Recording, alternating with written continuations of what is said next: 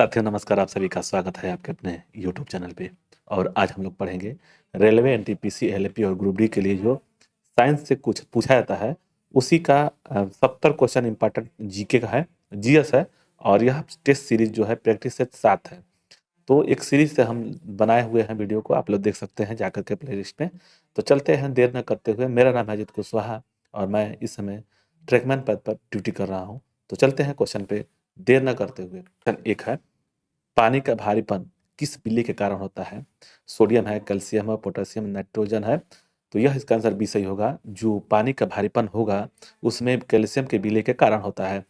Next है, निम्न में किस से टेप रिकॉर्डर को लेपित रहती है?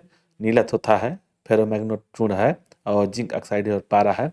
तो यह है फेरोमैग्नेटिक चूर्ण होता है जो टेप रिकॉर्डर की टेप पर लेपित रहता है। तो इसका आंसर बी सही होगा। सोडियम धातु को डुबो कर रखा जाता है। याद रखिए, सोडियम धातु को कहाँ डुबो कर रखा जाता है? जल में, अल्कोहल में, पेट्रोल में, केरोसिन में। तो यह जो है केरोसिन में, सोडियम को केरोसिन में डुबा करके रखा जाता है। अगर यह वायु के संपर्क में आ जाए तो धर लेता है, मतलब आग जल लेता है।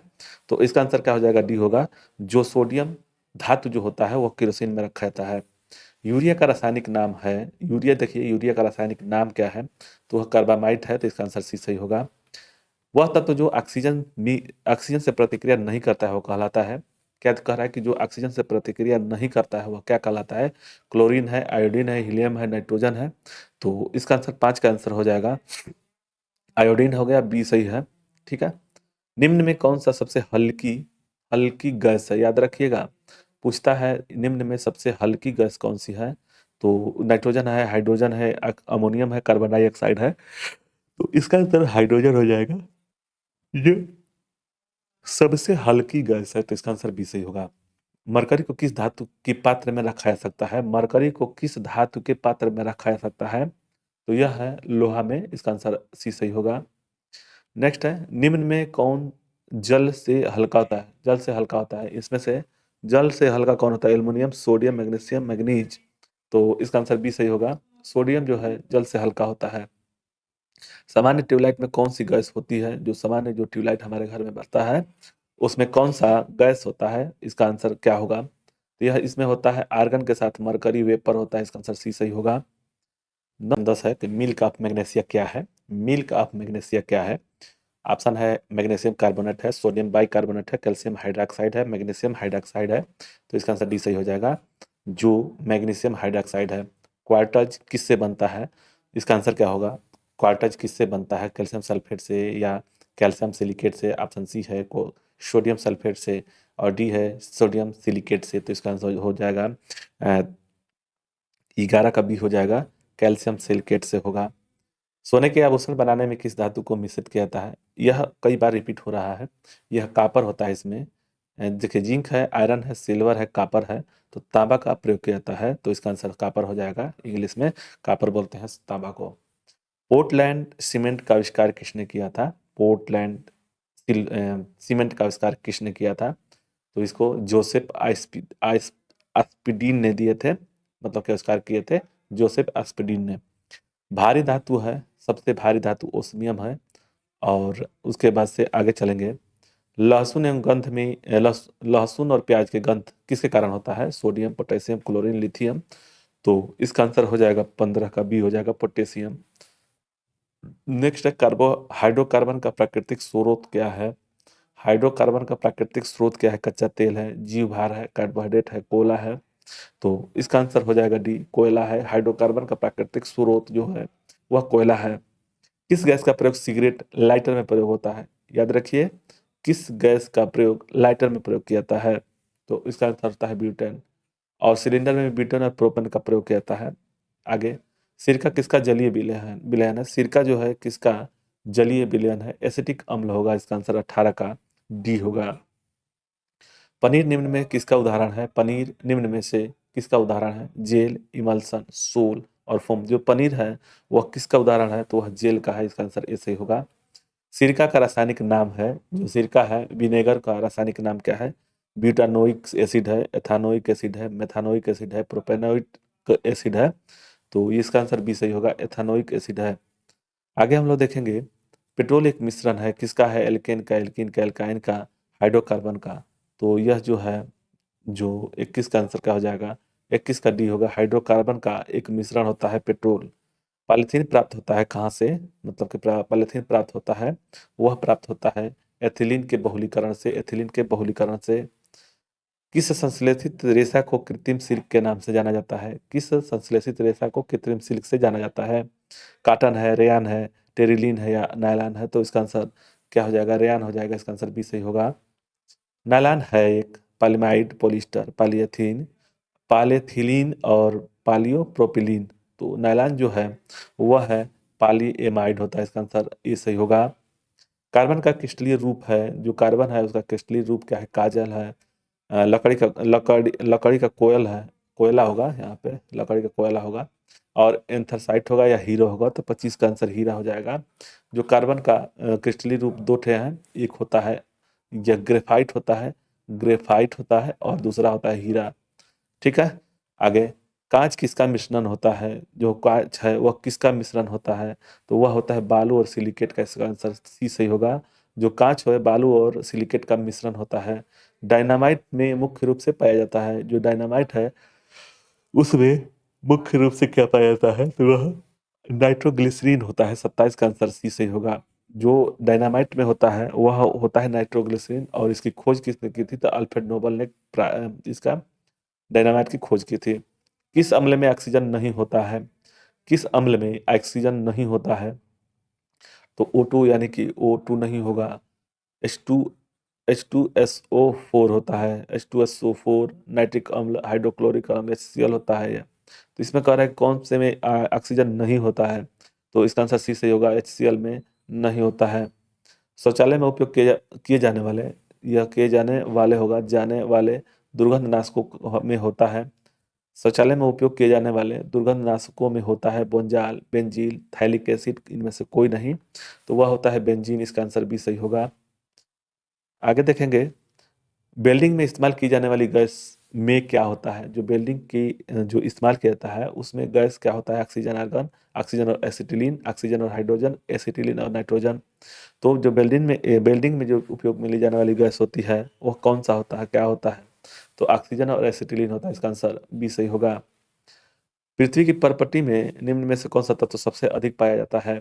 तो भूपरपटी में एक याद रखिएगा, सियाल, सीमा, निफे होता है। सियाल, सियाल, सीमा, सीमा और निफे, यही होता है पृथ्वी के, यानी कि 3 पार्ट अगर होता है तो इसमें हो जाएगा निफे अंदर में, उसके बाद से बीच में सियाल हो जाएगा, और बाहरी परत में जो होता है वह सियाल होता है।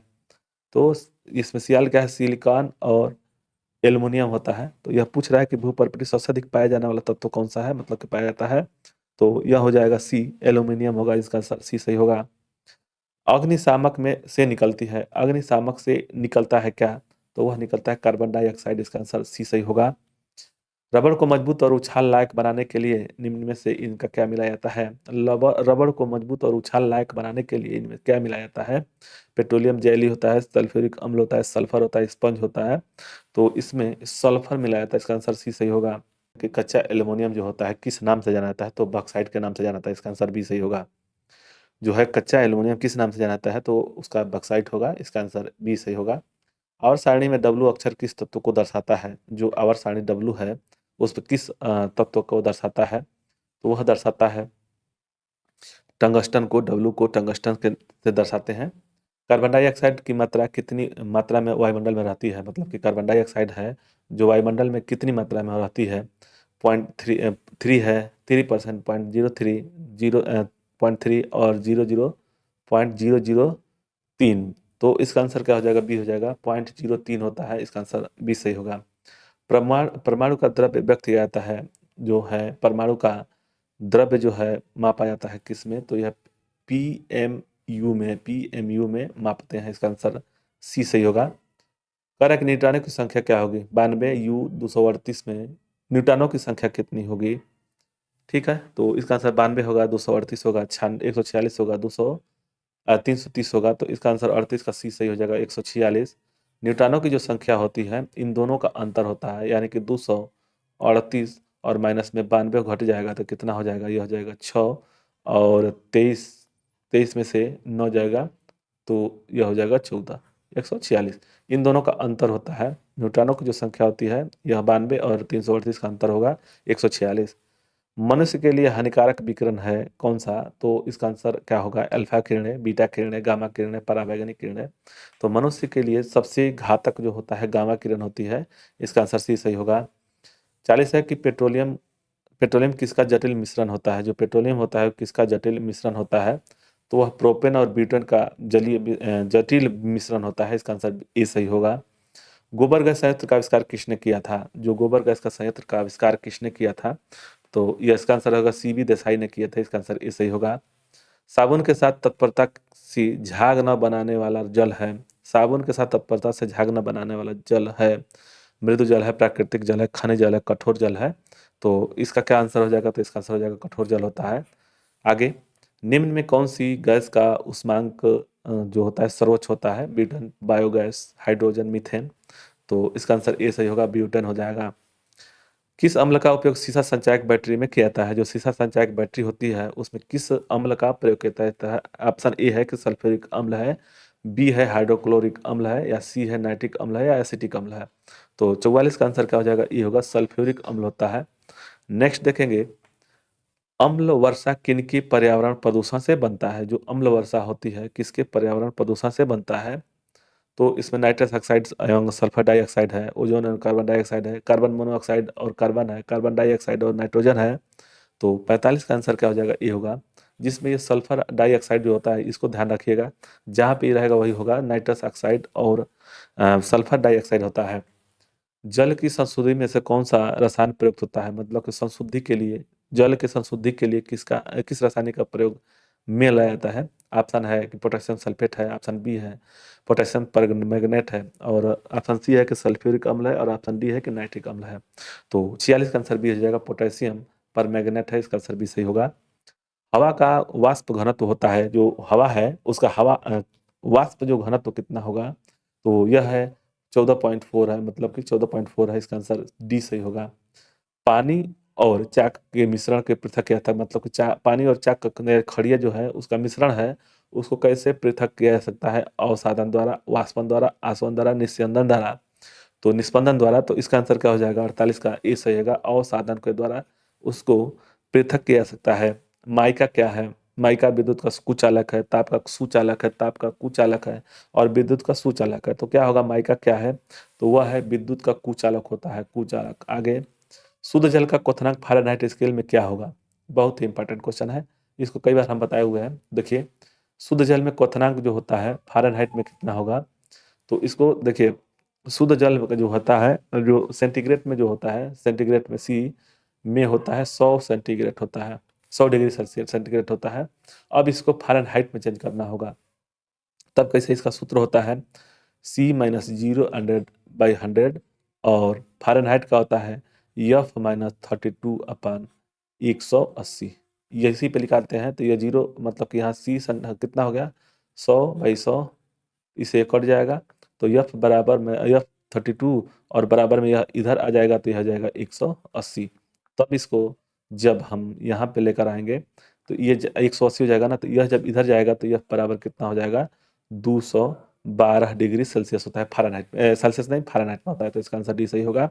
शुद्ध जल जो होता है क्वथनांक फ़ारेनहाइट में स्केल में 212 होता है। इसको याद रखने के लिए एक और चीज़ याद रखिएगा, सबसे बेहतरीन है वह चीज़ हम बता दे रहे हैं आपको। वह होता है कि जब भी, इसको हम बता दे रहे हैं पूरा बढ़िया से, सेंटीग्रेड में जब होगा, सेल्सियस में याद रखिएगा, सेल्सियस में जब होगा, सेल्सियस में, तो वह होगा जीरो से, मतलब कि जीरो में हिमांक होगा, हिमांक, और इसका होगा बॉइलिंग पॉइंट होगा, बॉइलिंग पॉइंट या क्वथनांक होगा, वह होगा 100 सेंटीग्रेड। ठीक है, सेल्सियस में, सेंटीग्रेड नहीं। उसके बाद से फ़ारेनहाइट में कितना होता है? तो फ़ारेनहाइट में होता है 32, और यह 212 होता है। वहीं पे केल्विन होता है तो 273, 273 और 373 होता है। ठीक है, तो यह तीन चीज़ आपको याद होना चाहिए। और फ़ारेनहाइट या जिस किसी को भी एक दूसरे में निकालने के लिए, जैसे कि सेंटीग्रेड से फ़ारेनहाइट में, या फ़ारेनहाइट से सेंटीग्रेड में, या केल्विन से सेंटीग्रेड में, या फ़ारेनहाइट में निकालने के लिए उसका सूत्र होता है C minus 0/100 is equal to F minus 32/180। 180 और इक्वल टू में केल्विन जबकि होगा तो K माइनस 273 बट्टा में 100 इसी पे निकाला जाता है। रोमर का हम लोग यहाँ नहीं समझेंगे, 2 ठे और है होता है, तो पहले इसी को हम लोग जानेंगे। इसी पे क्वेश्चन पूछता भी है। तो नेक्स्ट क्वेश्चन पे चलते हैं आगे। सोडा वाटर बनाने के लिए प्रयुक्त होने वाली गैस कौन सी है? सोडा जो वाटर बनाया जाता है उसमें प्रयुक्त गैस कौन सी होती है? SO2 होता है, CO2 होता है, NO होता है या CO होता है? तो इसका आंसर बी सही होगा। नेक्स्ट है ग्लूकोज का रासायनिक सूत्र क्या होता है? तो C6H12O6 होता है। इसका आंसर याद रखिएगा, C6H12O6 होता है। तो इसका आंसर बी सही होगा। नेक्स्ट है नाभिकीय विखंडन में ट्रिगर क्या है? नाभिकीय विखंडन में ट्रिगर क्या है? Electron, neutron, positron, proton. तो जो ट्रिगर होता है वो क्या होता है? तो वह होता है न्यूट्रॉन। इसका आंसर बी सही होगा। बहुलक जो नायलॉन का पहली बार विकास तथा बाजारीकरण किया गया था, शिकागो से, टोक्यो से या न्यूयॉर्क से? कोई नहीं, तो 54 का सी हो जाएगा, न्यूयॉर्क से। इसका आंसर सी सही होगा। सभी भारी रेडियो सक्रिय तत्व अंतिम रूप में परिवर्तित होते हैं। जो सभी भारी रेडियो तत्व जो होते हैं अंतिम रूप से परिवर्तित होते हैं, हाइड्रोजन में, सीसा में, पारा में, क्रिप्टॉन में। इसका आंसर हो जाएगा बी, सीसा में होते हैं। सभी भारी रेडियो सक्रिय तत्व जो होता है अंतिम रूप से परिवर्तन सीसा में होता है। तो इसका आंसर बी सही होगा। रंजक व खाद्य पदार्थ बनाने में प्रयोग किया जाता है, मतलब कि रंजक व खाद्य पदार्थ बनाने में प्रयोग किया जाता है। कैरामल, कार्नोलाइट, बेंजीन का या इनमें से कोई नहीं, ब्रेंजिंग या कोई इनमें से कोई नहीं। तो इसका आंसर 56 का ए हो जाएगा। कैरामल होता है जो रंजक और खाद्य पदार्थ बनाने में प्रयोग में लाया जाता है। आधुनिक जो होता है आधुनिक आवर्त सारणी आधारित है किस पे है? परमाणु भार, परमाणु अणु भार, परमाणु क्रमांक और न्यूट्रॉन पे। तो न्यूट्रॉन पर, तो इसका आंसर 57 का हो जाएगा, सी। परमाणु क्रमांक पर जो आवर्त सारणी है वो आधारित है परमाणु क्रमांक पर। दिया है कि एनटीपी पर किस गैस के एक बोल का आयतन होता है? दिया है कि एनटीपी पर किसी गैस के एक बोल का आयतन होता है। तो इसका आंसर 58 का डी हो जाएगा, 22.4 लीटर होता है। अपमार्जक है साबुन, औषधि, उत्प्रेरक, शोधक, अभिकर्ता। अपमार्जक क्या होता है? वह होता है शोधक, अभिकर्ता। इसका आंसर बी सही होगा। आरडीएक्स का पूर्ण रूप क्या है? बहुत ही इंपॉर्टेंट क्वेश्चन है, इसको याद रखना होगा। आरडीएक्स क्या है उसका पूर्ण रूप बताना है। तो इसका आंसर क्या हो जाएगा? 60 का सी हो जाएगा। रिसर्च डेवलप एक्सप्लोसिव होता है। इसका आंसर सी सही होगा। बुलेट प्रूफ जो पदार्थ बनाने के लिए कौन सा बहुलक प्रयोग में लाया जाता है? जो बुलेट प्रूफ पदार्थ बनाया जाता है उसके लिए कौन सा बहुलक प्रयोग किया जाता है? तो वह प्रयोग होता है पॉलीकार्बोनेट्स होता है। इसका आंसर डी सही होगा। अश्रु गैस का रासायनिक नाम है, अश्रु गैस का रासायनिक नाम क्या है? तो इसका आंसर हो जाएगा क्लोरोफ्लोरोकार्बन होता है। इसका आंसर बी सही होगा। प्रयोगशाला में यूरिया का संश्लेषण सर्वप्रथम किसने किया था? तो इसका आंसर बोहलर होगा। इसका आंसर आंसर जो होगा ए होगा, बोहलर। मेथनॉल किस नाम से जाना जाता है? जो मेथनॉल है वो किस नाम से जाना जाता है? तो वह जाना जाता है वुड एल्कोहल से। इसका आंसर सी सही होगा। 65 है कि डीडीटी का पूरा नाम क्या है? इसको याद रखिएगा, डीडीटी का पूरा नाम क्या है? तो इसको देखेंगे, डीडीटी का पूरा नाम क्या है। ठीक है, चलिए, तो इसका आंसर क्या हो जाएगा? 65 का डी हो जाएगा, 65 का डी। इसका आंसर डी सही होगा। ठीक है, तो डीडीटी का पूर्ण नाम है डाइक्लोरोडाइफिनाल ट्राइक्लोरो इथेन होता है। तो इसका आंसर डी सही होगा। ठीक है, चलिए। गैसोहाल, गैसोलीन और किसका मिश्रण है? और किसका मिश्रण है? जो गैसोहाल है, गैसोलीन है, और यह किसका मिश्रण है? इथाइल अल्कोहल का, मिथाइल अल्कोहल का, ब्यूटाइल अल्कोहल का, इथिलीन ग्लाइकान का। तो 66 का आंसर क्या हो जाएगा? ई होगा, इथाइल अल्कोहल का होता है। क्वेश्चन है कि 67 है, पृथ्वी की आयु का आकलन किया जाता है यूरेनियम डेटिंग से, कार्बन डेटिंग से, परमाणु घड़ी से, जैविक घड़ी से। देखिए, पृथ्वी की जो आयु होती है उसका आकलन जो होता है यूरेनियम डेटिंग से होता है। लेकिन जो जीवाश्म का जो कार्बन डेटिंग होता है, मतलब कि कार्बन डेटिंग होता है जीवाश्म का होता है। इसका आंसर जो है पृथ्वी की आयु का आकलन जो किया जाता है यूरेनियम डेटिंग से किया जाता है और जीवाश्म का कार्बन डेटिंग से होता है। इसीलिए इसका आंसर ये सही होगा। रेडियोधर्मी पदार्थ उत्सर्जित करता है, रेडियोधर्मी पदार्थ जो है क्या उत्सर्जित करता है? तो यह सभी उत्सर्जित करता है, अल्फा बीटा गामा को, सभी को उत्सर्जित करता है। 69 है कि हाइड्रोजन के रेडियो सक्रिय समस्थानिक कहलाता है। जो हाइड्रोजन के रेडियो सक्रिय समस्थानिक कहलाता है, ड्यूटेरियम है, प्रोटियम है और रेडियम है और टाइटेरियम। तो इसका आंसर 69 का हो जाएगा डी, ट्राइट्रियम होता है। इसका आंसर डी सही होगा। इलेक्ट्रॉन त्यागने की प्रवृत्ति कहलाती है। जो इलेक्ट्रॉन को त्यागा जाता है उस प्रवृत्ति को क्या कहते हैं? ऑक्सीकरण, अवकरण, उत्प्रेरक और विप्रेरण। तो इसका आंसर हो जाएगा ऑक्सीकरण। उसको ऑक्सीकरण कहते हैं। इलेक्ट्रॉन त्याग करने की प्रवृत्ति को कहते हैं ऑक्सीकरण। तो इतना ही को 70 क्वेश्चन था। आप लोगों को वीडियो अच्छा लगे तो लाइक और सब्सक्राइब करें। मिलते हैं अगले वीडियो में। धन्यवाद।